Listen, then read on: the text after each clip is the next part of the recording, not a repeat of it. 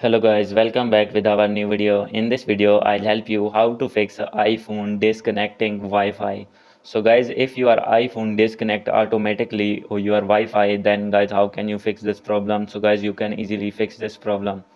So let's start without wasting any time. So guys, first of all, simply you need to open your settings and click on Wi-Fi. And guys, after this, you need to connect your Wi-Fi that is disconnecting automatically. So guys, after connecting it, you need to simply click on Wi-Fi. And guys, after this, you need to click on forget this network. And guys, after this, after clicking on it, you need to connect it again with your iPhone. And guys, after doing this, the second method is you need to go back and still in settings you need to scroll down. And guys, here is the option of general. So guys, simply you need to click on it. And guys, after this you need to scroll it down. And guys, here is the option of transfer and reset iPhone. So guys, simply click on it and click on reset. And guys, you can see there reset network settings. So guys, by doing reset network settings, then all the settings of Wi-Fi and mobile data will be automatically reset to default.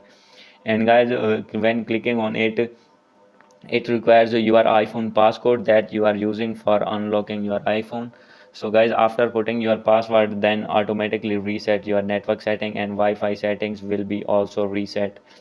And guys, after doing this method, your problem will be fixed.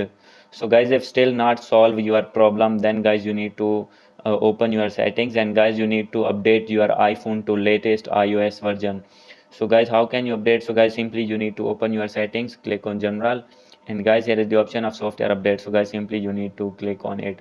So guys, here you can see my iPhone is up to date to latest iOS version 17. So guys, if you are using less iOS version, means 15 or 16 or 16 point something, then guys, you need to update your iPhone to iOS 17.